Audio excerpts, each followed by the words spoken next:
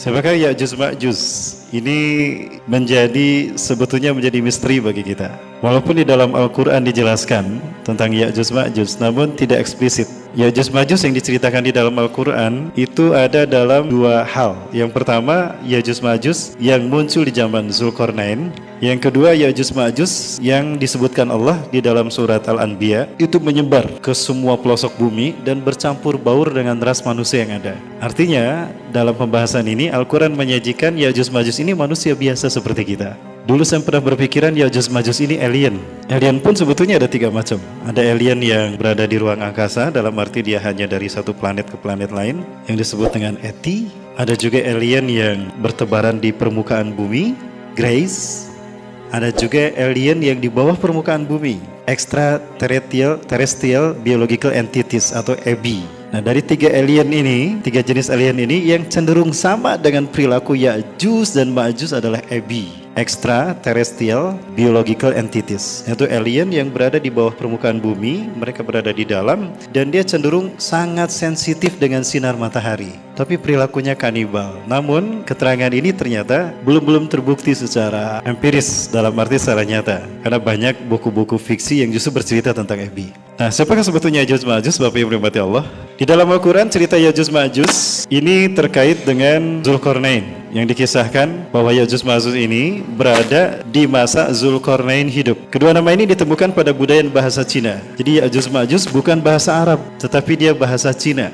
Ini ditemukan dari budaya bangsa Cina, terutama yang berada di kawasan Zhengzhou, khususnya Henan. Henan itu artinya sungai selatan, di mana terdapatnya dinding raksasa atau tembok Cina yang disinyalir oleh salah satu ulama ternama dari Saudi Arabia, Syekh Profesor Dr. Hamdi bin Hamzah Abu Ziyad, menyatakan bahwa itu berada di Cina, dan tembok Cina itu merupakan tembok yang dibangun oleh Zulkarnain. Asumsinya adalah karena tembok ini berada di wilayah yang disebutkan terdapatnya Ya'juj Ma'juj yang dikurung oleh Zulkarnain. Konstruksi dari dinding atau tembok Cina ini sama dengan konstruksi piramida di zaman Nabi Musa AS. Apalagi memang Zulkarnain hidup di zaman Nabi Musa AS. Siapakah Ya'juj Ma'juj ini dan apakah arti Ya'juj Ma'juj? Kedua nama ini ditemukan pada budaya dan bahasa Cina. Ya artinya Asia, Jou benua atau bangsa. Jadi Jou itu diambil ke dalam bahasa Arab. Bahasa Arab tidak pernah menempatkan satu nama di mana ada huruf waw sukun di akhirnya, maka selalu ditambah dengan huruf mati, maksudnya huruf yang bisa berharokat tapi disukunkan. Maka ditambahlah dengan huruf jim. Maka kata Ya'juj berubah ketika diambil oleh bahasa Arab menjadi Ya'juj, yang mana kalau kita lihat, kita uraikan, Ya'juj ini terdiri dari dua kata, Ya dan Jo. Ya artinya Asia, Jo bangsa. Jadi Ya'juj adalah bangsa Asia. Kemudian yang kedua, ada kata Ma'juj. Ini juga sama terdiri dari dua kata, sehingga Ma'juj ini merupakan satu frase. Jadi Ma' adalah pasukan berkuda, Jo bangsa. Diambil ke dalam bahasa Arab menjadi Ma'juj, artinya bangsa yang berkuda. Nah, kalau digabungkan kata Ya'juj dan Ma'juj, kita menemukan arti bahwa mereka adalah bangsa yang berkuda yang berasal dari Asia. Itu definisi Ya'juj dan Ma'juj. Ya, definisi ini Bapak Ibu bisa temukan di dalam buku Ya'juj Ma'juj akan muncul dari Asia, karya Syekh Profesor Dr. Hamdi bin Hamzah Abu Ziyad, ya, dari Saudi Arabia.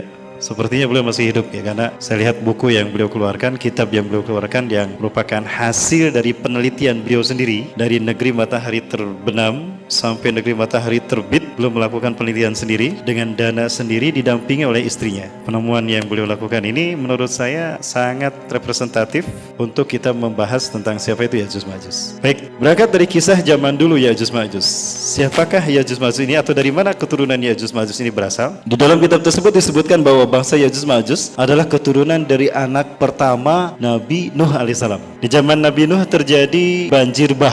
Ya, kita tahu pada saat Nabi Nuh diutus, ternyata manusia melakukan penyembahan pertama kepada selain Allah, sehingga Nabi Nuh adalah Rasul yang pertama. Bapak Ibu yang dirahmati Allah, Nabi Adam bukan Rasul. Nabi Adam itu cuma Nabi, belum Rasul. Begitu pula Nabi Syith dan Nabi Idris. Mereka bukan Rasul, tapi Nabi. Kenapa saya katakan demikian? Karena di zaman Nabi Adam sampai Nabi Idris diutus dan diangkat, itu belum ada penyimpangan dari Tauhid. Manusia masih menyembah Allah. Adapun manusia menyembah selain Allah terjadi setelah Nabi Idris diangkat di zaman Nabi Nuh hidup. Ya, pada saat itu terjadi penyembahan kepada patung manusia yang lahir pertama ke dunia, Nabi Adam alaihissalam. Ya, dan juga perlu saya tegaskan, Nabi Adam bukan manusia yang pertama. pertama. Manusia yang pertama adalah Nabi Muhammad SAW. Cuma ketika Allah ciptakan Nabi Muhammad SAW dalam bentuk cahaya yang disebut dengan Nur Muhammad, jauh sebelum langit dan bumi diciptakan. Adapun yang lahir secara fisik adalah Nabi Adam. Saya tegaskan kembali Bapak Ibu, Nabi Nuh adalah Rasul yang pertama. Karena di zamannya lah terjadi penyimpangan manusia dari Tauhid. Manusia menyembah berhala atau patung yang dibuat oleh Bani Kabilah. Dan itu adalah patung Nabi Adam sendiri. Nah, karena mereka menyembah selain Allah, maka saat itulah Nabi Nuh diutus. Nabi Nuh diutus sebagai Nabi dan Rasul yang pertama, itu di usia 480 tahun. 120 tahun beliau dakwah, siang malam, sembunyi-sembunyi, terang-terangan. Hanya sedikit yang beriman. Sehingga Allah Subhanahu wa Ta'ala kemudian memutuskan untuk menghentikan dakwah Nabi Nuh pada saat itu, di usia Nabi Nuh 600 tahun. Nah, pada saat itu, terjadilah hukuman kepada kaum Nabi Nuh yang tidak beriman, yaitu banjir bah. Nah, banjir bah ini menghabiskan umat manusia yang ada di muka bumi, kecuali yang selamat bersama Nabi Nuh. Nah, diceritakan Nabi Nuh ini punya 4 anak laki-laki. Yang pertama bernama Yafis, yang kedua bernama Syam, yang ketiga bernama Ham, yang keempat bernama Kan'an. Dari 4 anaknya ini yang beriman cuma 3, Yafis, Ham, dan Syam dan Ham. Kan'an tidak beriman, maka dia termasuk yang ditenggelamkan Allah dalam banjir bah tadi. Sehingga keturunan Nabi Nuh didapatkan dari 3 anaknya laki-laki ini, Yafis, Syam, dan Ham. Setelah banjir reda, Nabi Nuh AS dan kaumnya terdampar di Turki Utara. Nah, Bapak Ibu kalau kita lihat, terdampar di Turki Utara, Nabi Nuh terdampar di sekitar sini. Nah, maka setelah terdampar, semua umatnya turun, maka di saat itulah terjadi peradaban hidup yang baru. Itu di saat itu Nabi Nuh usianya 600 tahun. Istri yang pertama termasuk yang tidak beriman, termasuk yang ditenggelamkan Allah, sehingga Nabi Nuh kemudian menikah lagi. Tidak saya baca kisah Nabi Nuh berikutnya setelah menikah lagi. Namun yang diceritakan kemudian, Yafis, putra tertua dari Nabi Nuh, mengembara ke atas sehingga melahirkan Eropa dan melahirkan Turki, Gos, Kemak, dan Al-Khazar. Nah, kalau kita lihat ada Turki di sini dan ada Khazar. Turki atau Turkistan itu dulunya satu rumpun dengan Cina, berada di wilayah ini. Nah, jadi ini kemungkinan berasal dari putranya Yafis. Nah, kemudian Syam dia turun ke sini, tinggallah di Syam. Ini adalah wilayah Syam yang melahirkan 4 negara dan melahirkan bangsa Arab. Ada Palestina, Jordan, Suriah, Libanon. Itu Syam, pecah menjadi 4. Dan juga melahirkan bangsa Arab. Itu dari keturunan yang kedua. Dan keturunan yang ketiga, Ham, dari anak yang ketiga itu melahirkan Mesir dan Afrika, Libya. Semuanya adalah lahir dari Ham. Nah, itu 3 putra Nabi Nuh alaihissalam. Kan'an tidak punya keturunan karena mati tenggelam dalam keadaan kafir. Nah, dari Yafis yang melahirkan bangsa ini, itu lahir anak yang bernama Maguth. Nah, Maguth inilah yang melahirkan keturunan.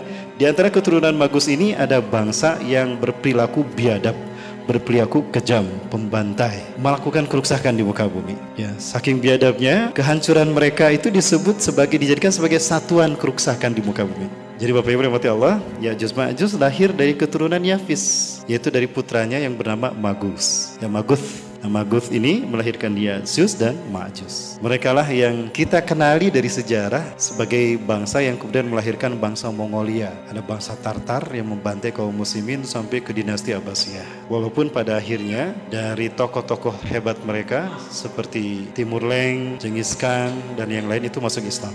Ya. Itu Bapak Ibu rahmati Allah, dilihat dari asal muasal Ya'juj dan Ma'juj.